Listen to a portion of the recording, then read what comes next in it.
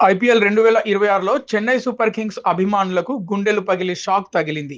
అహ్మదాబాద్‌లోని Narendra Modi stadium వేదికగా జరిగిన చావో రేవో మ్యాచ్‌లో చెన్నై సూపర్ కింగ్స్ జట్టు గుజరాత్ టైటాన్స్ చేతిలో 89 పరుగుల భారీ తేడాతో ఘోర పరాజయం చవిచూసింది.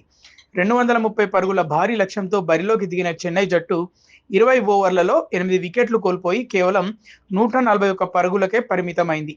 ఈ ఓటమితో చెన్నై జట్టు అధికారికంగా టోర్నీ నుంచి నిష్క్రమించగా గుజరాత్ టైటాన్స్ పాయింట్ల పట్టికలో టాప్ 2 స్థానాన్ని సుస్థిరం చేసుకుంది. చెన్నై ఇన్నింగ్స్ మొదటి ఓవర్ నుంచే షాక్లు మొదలయ్యాయి. Star wicket keeper batter Sanju Samson మొదటి బంతికే అవుట్ కాగా కెప్టెన్ రుతురాజ్ గైక్వాడ్ 16 పరుగులకే బౌల్డ్ అయ్యాడు. పవర్ ప్లే ముగిసేసరికి చెన్నై జట్టు 4 వికెట్లు కోల్పోయి తీవ్ర ఒత్తిడిలో పడిపోయింది. టాప్ ఆర్డర్ మొత్తం కుప్పకూలిన వేళ క్రీజ్లోకి వచ్చిన శివన్ డూబే ఒంటరిగా పోరాడుతూ కేవలం 17 బంతుల్లో 47 పరుగులు చేసి ఆశలు రేకెత్తించాడు. కానీ కీలక సమయంలో రషీద్ ఖాన్ బౌలింగ్‌లో శుభ్మన్ గిల్ పట్టిన అద్భుత క్యాచ్‌కు అవుట్ కావడంతో మ్యాచ్ పూర్తిగా గుజరాత్ వైపు మళ్లిపోయింది. ఇక్కడితో ఆగకుండా రషీద్ ఖాన్ తన మ్యాజిక్ కొనసాగిస్తూ 13వ ఓవర్లో వరుసగా 2 వికెట్లు తీసి చెన్నై ఆశలను పూర్తిగా ముగించాడు.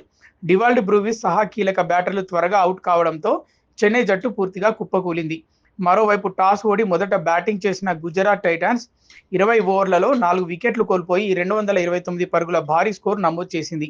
ఓపెనర్లు శుభ్మన్ గిల్ 64 పరుగులు, సాయి సుదర్శన్ 84 పరుగులతో అద్భుతమైన భాగస్వామ్యం నెలకొల్పగా తర్వాత వచ్చిన జాష్ బట్లర్ కేవలం 23 బంతుల్లో 57 పరుగులు చేసి చెన్నై బౌలర్లపై దాడి కొనసాగించాడు.